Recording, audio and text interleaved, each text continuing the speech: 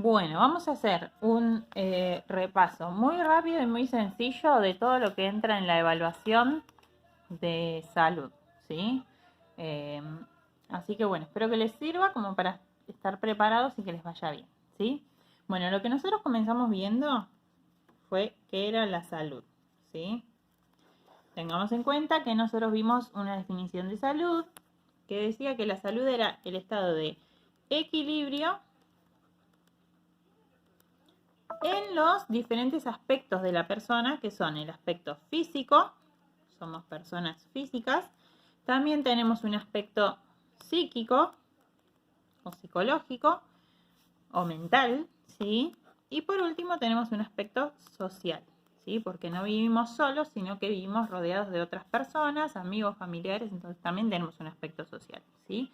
Entonces, hay enfermedades que pueden afectar uno de estos aspectos o varios, ¿sí? Por ejemplo, si en la escuela me hacen bullying, seguramente lo más afectado va a ser lo psíquico, aunque también después me pueden llegar a afectar lo social, mi relación con otras personas, y también me puede afectar físicamente, ¿sí? Si hablamos, por ejemplo, supongamos que del SIDA, ¿sí? El SIDA lo que hace es disminuir mis defensas, entonces me está afectando físicamente, ¿sí? Aunque también una persona con SIDA, por ejemplo, puede sufrir de discriminación, entonces ahí también se traslada a lo psíquico, ¿sí? Entonces, bueno, tenemos que tener en cuenta que las enfermedades nos pueden afectar en estos diferentes aspectos, ¿sí? Eso por un lado. Por otro lado, nosotros vimos que si nos ataca una noxa, si una noxa ataca a una persona sana, esa persona puede terminar enfermándose. ¿Sí? Y las noxas que nos pueden llegar a atacar son de diferentes tipos. Bueno, en primer lugar, tenemos que saber que una noxa es cualquier agente capaz de enfermarnos, ¿sí? Y que esos agentes que nos pueden enfermar pueden ser de diferentes tipos, ¿sí? Vamos a ver que son 4 en total. Las noxas químicas, que son todas las sustancias químicas justamente que nos pueden llegar a afectar, como podrían ser un medicamento que lo consumo sin receta médica, como podría ser una droga, como podría ser un veneno, ¿sí? Tenemos después las noxas físicas, que es todo lo que nos va a afectar de forma mecánica, ¿sí? Por ejemplo, puede ser un golpe, una quebradura, un accidente, un choque, un esguince, ¿sí? Después tenemos las noxas biológicas, que son todos los seres vivos que nos pueden llegar a afectar nuestra salud, por ejemplo, las bacterias. Y los virus también entran en este grupo, aunque los virus no son seres vivos, ¿sí? Pero cuando están dentro de nuestro cuerpo actúan como si fueran seres vivos, por lo tanto se los clasifica también dentro de este grupo. Entonces, los seres vivos son los virus. Y por último tenemos las noxas psico-socioculturales,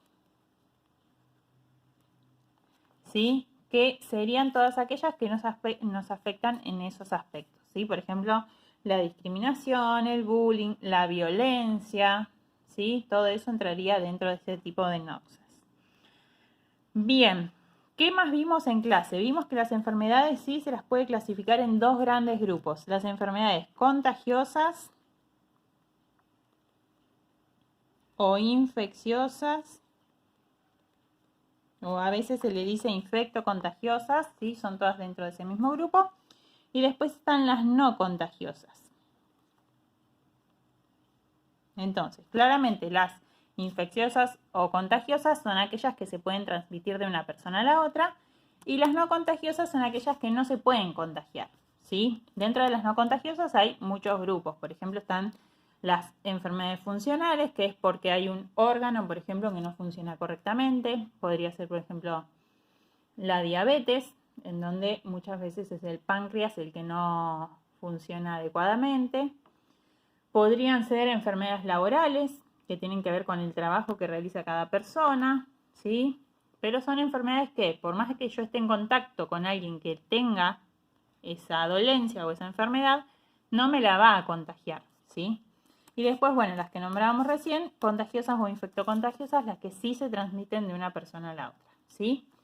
Y dentro de esa transmisión tenemos dos tipos de contagios, ¿sí?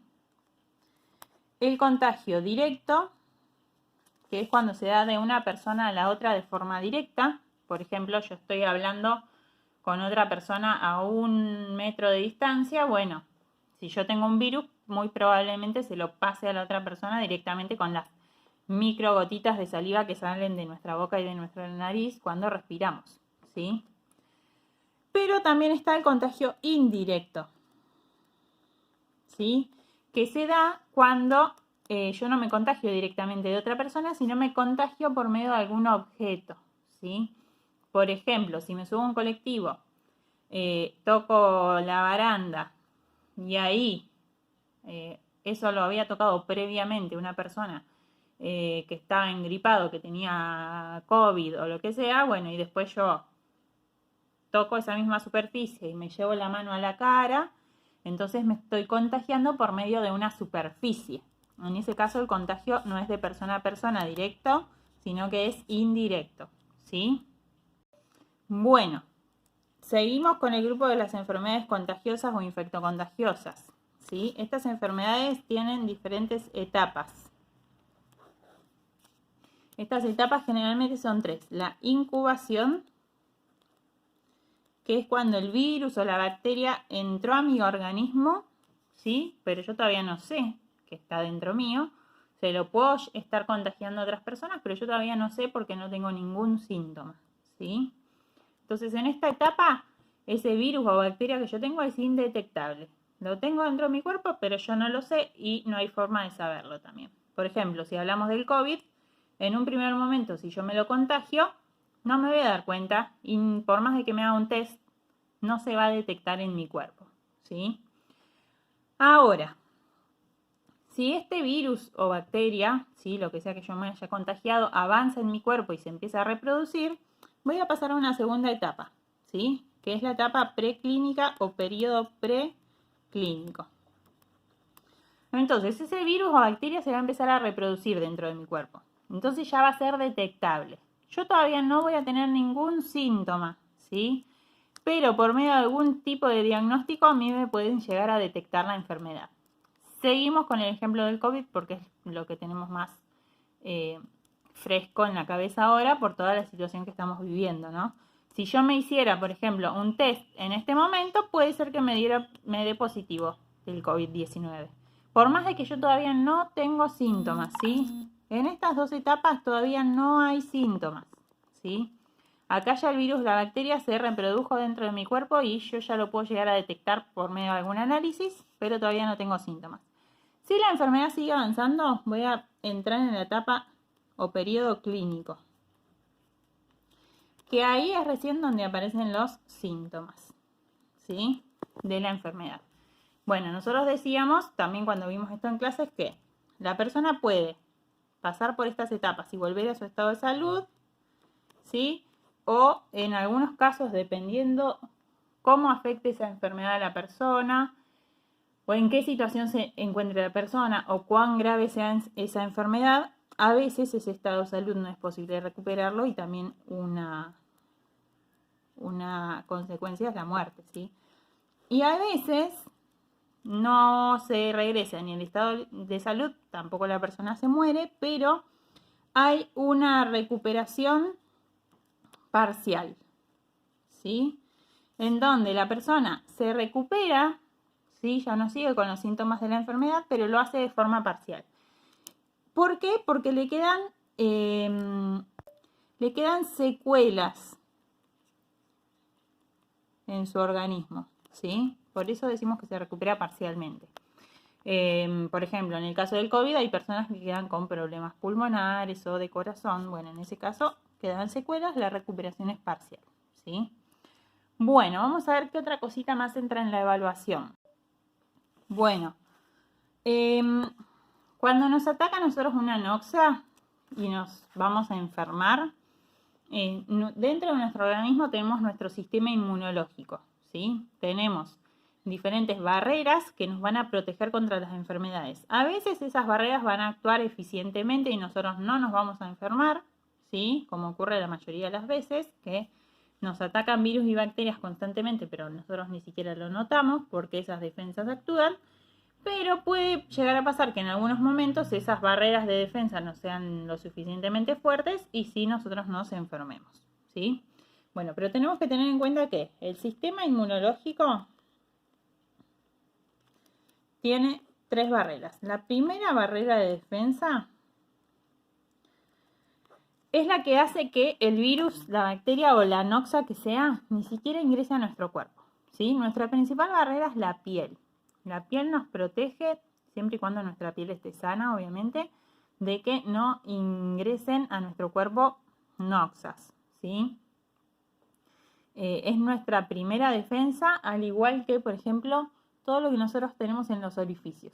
En los ojos tenemos las lágrimas, en los oídos la cera, en lo que es la boca la saliva, en la nariz las mucosidades, ¿sí? Todo eso evita que entren noxas a nuestro organismo.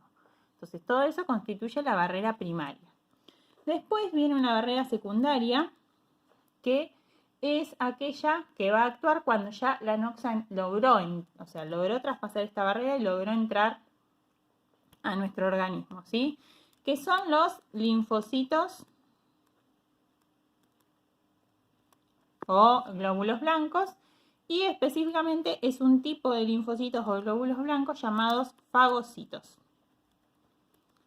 que lo que hacen es ir al lugar donde está presente esta noxa, ¿sí? Ya sea un virus, una bacteria, un hongo, y lo que va a hacer es envolverlo y eliminarlo, ¿sí? Entonces, si los fagocitos actúan de forma eficiente, muy probablemente van a vencer a esa noxa que ingresó y no pasa más allá de eso. Ahora, supongamos que los fagocitos no son suficientes y no alcanzan a eliminar a esta noxa. Acá entran en juego la barrera terciaria de defensa, ¿sí? Que está formada también por unos tipos de linfocitos, pero diferentes, no se llaman fagocitos, sino que se llaman linfocitos T y linfocitos B, ¿sí? Los linfocitos B lo que hacen es crear una sustancia llamada anticuerpos, ¿sí? Para localizar dentro del cuerpo el lugar en donde debe atacar los linfocitos T, ¿sí? Y también generan estos anticuerpos que ayudan a que la próxima vez que ese mismo virus, bacteria o hongo ingrese a nuestro cuerpo ya sepa cómo atacarlo y cómo eliminarlo. Es por eso que hay muchas enfermedades que nosotros nos vamos a contagiar una sola vez en la vida y no nos vamos a volver a contagiar más porque ya vamos a tener anticuerpos, ¿sí? Y los linfocitos T directamente lo que hacen es encontrar esa noxa gracias y con ayuda de los linfocitos B y la exterminan, ¿sí? Entonces, bueno, estas barreras de defensa hacen que muchísimas veces que nosotros somos atacados por los noxas ni siquiera nos enteremos, ¿sí? Porque actúan, ¿sí? Eliminan esta amenaza para nuestra salud, ¿sí? Y nosotros podemos seguir con nuestra vida. Bueno, vamos a pasar a las formas de prevención. ¿Cómo podemos nosotros prevenir diferentes enfermedades o diferentes dolencias? ¿Sí? Tenemos la prevención primaria, que es todo aquello que nosotros podemos hacer para evitar enfermarnos, ¿sí? Por ejemplo, mantener una buena higiene corporal de nuestras manos, ¿sí? Ponernos las vacunas correspondientes al calendario de vacunación, alimentarnos bien, hacer deporte. Todo aquello que a mí me sirva para no enfermarme pertenece a la prevención primaria, ¿sí? Después tenemos la prevención secundaria, que constituye todo aquello que yo puedo hacer para agarrar a tiempo aquellas enfermedades que son silenciosas, ¿sí? Entonces, hay enfermedades que no me van a dar síntomas y que la única forma de detectarlas va a ser con algún estudio específico. Por ejemplo, yo puedo tener una carie y no detectarla dentro de mi boca. Entonces, ¿qué tengo que hacer? Prevenir secundariamente. ¿De qué manera? Asistiendo cada 6 meses o una vez al año al odontólogo, ¿sí? ¿Qué otra forma tengo de prevenir de manera secundaria? Haciendo un control anual con mi médico de cabecera, haciéndome un análisis de orina y de sangre al año. Las mujeres asistiendo a nuestro control ginecológico, ¿sí? Todas esas cosas que yo puedo hacer para prevenir enfermedades que son silenciosas y que a mí no me van a dar síntomas, pertenecen a la prevención secundaria, ¿sí? Y por último tenemos la prevención terciaria, que va a ser todo lo que yo pueda hacer, pero en el momento en el que yo ya me enfermé, ¿sí? Yo ya estoy enfermo, ¿sí? Pero hay un montón de cosas que yo puedo hacer para volver a mi estado de salud, ¿sí? Entonces, por ejemplo, va a depender obviamente de la enfermedad. En una enfermedad no muy grave quizás me manden reposo. Bueno, eso que yo puedo hacer para volver a mi estado de salud va a ser prevención terciaria. O me dan un antibiótico para que tome. O me fracturé y me mandan a hacer kinesiología una vez que ya me sacan el yeso. O en enfermedades más graves será hacer un tratamiento más invasivo, ¿sí? Pero todo aquello que yo pueda hacer cuando me enfermo para recuperar mi estado de salud pertenece a la prevención terciaria, ¿sí? Por último vamos a ver el tema que vimos sobre epidemiología, ¿sí? Que vimos lo que son las pandemias, que de esto ahora conocemos mucho, ¿sí? Son las enfermedades como el COVID que se esparcen por muchísimos países del mundo, ¿sí? Tenemos las epidemias, que son aquellas enfermedades en las que hay un número de casos elevado, pero que no llega a expandirse por todo el mundo, sino que queda más sectorizado dentro de una zona, ¿sí? Y tenemos las endemias, que son aquellas enfermedades que se dan en lugares específicos del mundo, porque por ejemplo ese lugar tiene un clima determinado. Por ejemplo, el dengue. El dengue lo generan los mosquitos a través de la picadura. Entonces es una endemia. ¿Por qué? Porque el mosquito no puede vivir en zonas frías. Entonces las endemias son aquellas que están ubicadas en una zona geográfica determinada. Nosotros tenemos dengue acá en Buenos Aires porque el clima permite que haya mosquitos que contagien la enfermedad. Pero seguramente si nos vamos a Ushuaia o nos vamos a la Antártida o nos vamos a otros países donde hace mucho frío, no vamos a tener dengue, ¿sí? Porque el contagio de la enfermedad no se puede dar en esas zonas. Entonces, las endemias tienen que ver con zonas geográficas determinadas, ¿sí? Las epidemias con un número de casos alto y las pandemias con un número de casos alto que se produce al mismo tiempo en muchos países diferentes, ¿sí? Así que bueno, eso también a tenerlo en cuenta para la evaluación. Y me olvidé de decirles una cosita más. Cuando estábamos viendo el tema de las diferentes barreras de defensa y de la inmunidad, tenemos que saber también que nosotros vamos adquiriendo a lo largo de nuestra vida diferentes inmunidades para diferentes enfermedades, ¿sí? Entonces, por ejemplo, cuando nos colocamos una vacuna o cuando padecemos una enfermedad, ¿sí? Por ejemplo, si yo tuve viruela, ya estuve en contacto con esa noxa que causa la viruela. Entonces mi cuerpo ya recuerda, ya tiene guardada información sobre esa noxa y yo ya tengo inmunidad contra esa enfermedad, ¿sí? O cuando yo me coloco una vacuna, a mí en esa vacuna me están poniendo en contacto con la noxa o con el antígeno. Y por lo tanto yo de esa manera estoy generando inmunidad. A ese tipo de inmunidad se lo llama inmunidad activa, ¿sí? Y también existe la inmunidad pasiva, que es la que se adquiere no por estar en contacto con la noxa o con el agente patógeno, sino es aquella que nos llega, por ejemplo, por medio de nuestra madre. Cuando, por ejemplo, el bebé está en la panza de la mamá, recibe la inmunidad de su madre por medio del cordón umbilical.